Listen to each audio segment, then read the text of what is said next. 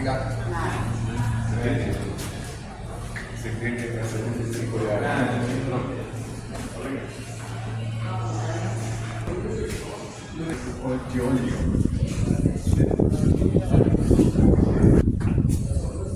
you doing, everybody? This is Amar Mansour, DJ Amar Mansour. Amar Mansour, the Obey.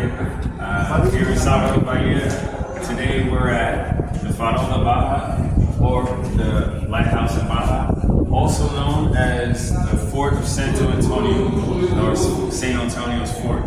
This was built in 1536. Is actually the first fort built in the Americas, so first fort ever. It is the oldest and first in Brazil, and it was actually built before they started the country of Brazil itself.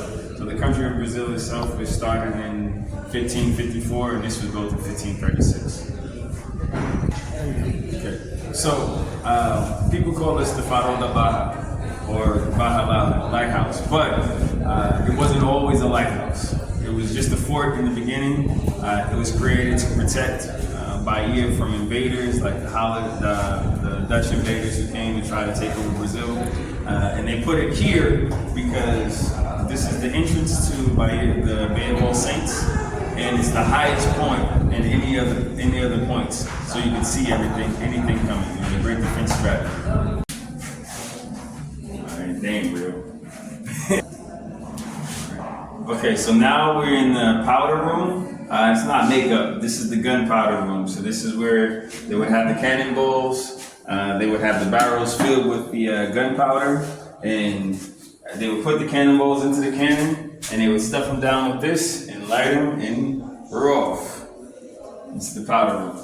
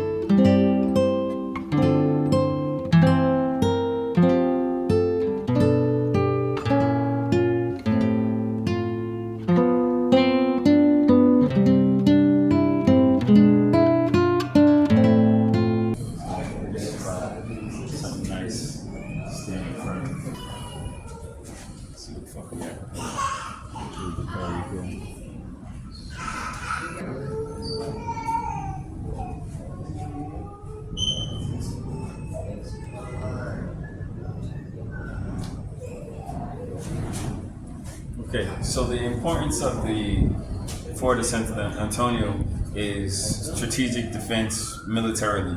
But the lighthouse itself, the lighthouse wasn't created or built until 1596. And the reason why, 1696, excuse me. And the reason why the lighthouse was built is because in 1586, there was a ship called Galleon that was coming over to bring the then governor of Brazil from Portugal to reign over Bahia. But there was a sandbank right here that they didn't know about. So the ship carrying 1,000 passengers crashed into the sandbank and sunk. And of those 1,000 passengers, only 70 survived. And one of the people that died was their then governor of Brazil. Okay, so what we have here are the routes of discovery. This is after the Council of Nicaea and after the Papal Bull, when they decided they wanted to enslave the rest of the world, they sailed from here, from Europe, Portugal, and started circumnavigating the world that we had already circumnavigated. A lot of times when people talk about Bahia and how it has the largest amount of Africans outside of Africa. Well, here's Africa and here's Bahia. This strip right here from the Gulf of Africa to the tip of Bahia is the shortest trip from one continent to the other. It only takes about 30 days, which facilitated the amount of our ancestors brought over. So if some escaped, they just bring more. If some died, they just bring more. They were feeling cocky, they just brought more. This route right here was the route that facilitated the African population in Brazil.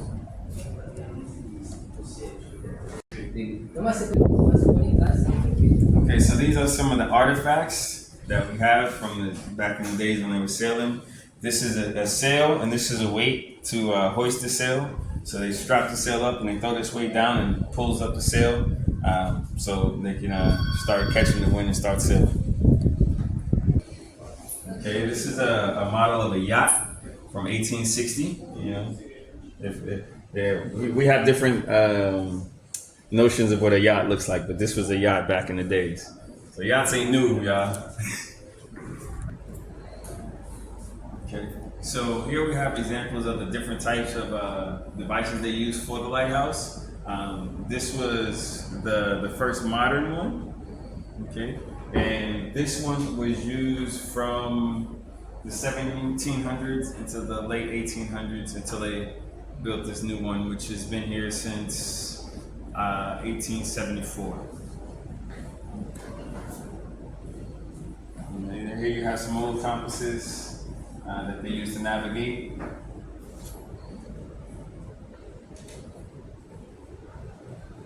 And this is one of the bigger ones, the most complicated ones that they used in the captain's quarters.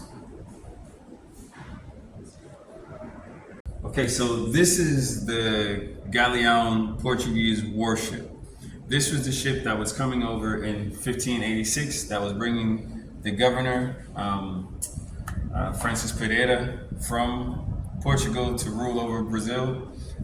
When it sunk just outside of its destination, and this was the size of the ship. The ship was big enough to carry 1,000 people.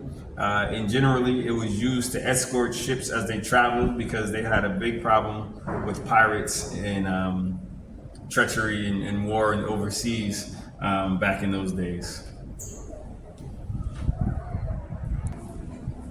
So here we have some artifacts that were excavated about 60 years ago. What you have is some pots, ceramic pots that were made, handmade. You can see that were just used for normal everyday life, maybe water or tea. These pots were used, the plates were used to eat off of. Some of the plates were used to make dende oil, which once they started colonizing Brazil in the 1500s, once they figured out they could use palm oil because they learned it from the natives, they began transporting and selling that.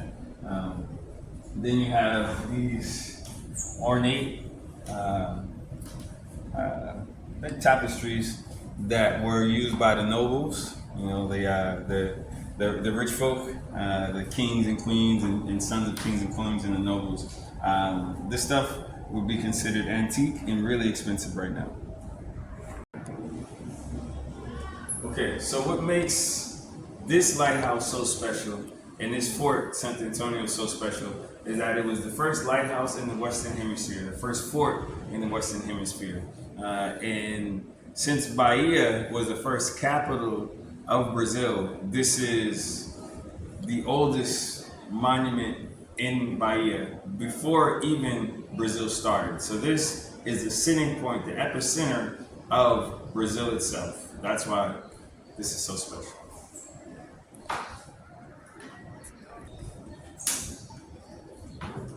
Okay, so talking about these artifacts, I just recently found out that these artifacts were actually found from the wreckage of the Galeão warship. The Galeão warship was actually the reason why the lighthouse was built after about 200 and some odd ships had sank on the sandbank. The King of Portugal decided that he needed to make a signal so that people could know they have to go around to come into the city.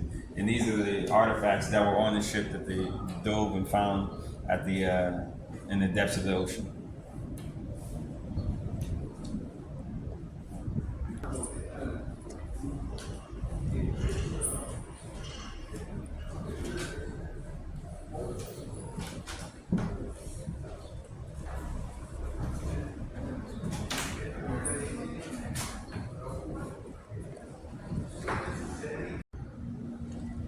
All right, so what we have here is a topographical map of Bahia de Todos os Santos, or the Bay of All Saints. Right here is the lighthouse, and this right there is the sandbank that the ship Galleon crashed into. But it wasn't the only ship that crashed.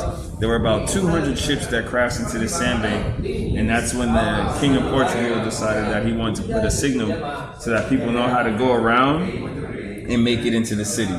What's interesting about this map is there's some islands here that we won't be able to go to today, but you got Ilha de Maré, which is very important during the revolts of the African people here. So when they were able to free themselves from the colonizers here, they ran and colonized and populated this island. To this day, they have a Colombo that are direct descendants of the Africans that escaped from the slave trade. They even have their own currency. So if you ever come, definitely try to get to Ilha de Maré. And some of these other islands too are really great. Okay, so an interesting relationship was formed when the Portuguese started taking part of the transatlantic slave trade. When they started to bring kidnapped Africans from the continent, Africa, over here to the Western world. When the Africans got here, the ones that were able to escape were the ones that were able to make contact with the native Indians, the Tupi Guaranis, the Tupi Guaxinís. They were received as brothers. And from what I understand, the reason why was spirit, because they were people of the land. So the Candomblé, or the similarity to Candomblé, when they got here, the Orishas, they felt the presence of each other, and the local Indians, the Tupis, accepted the Africans into their communities because their Koboklu, their spirit, their local spirit, felt something recognizable and familiar with them, so they're able to bring them into their villages.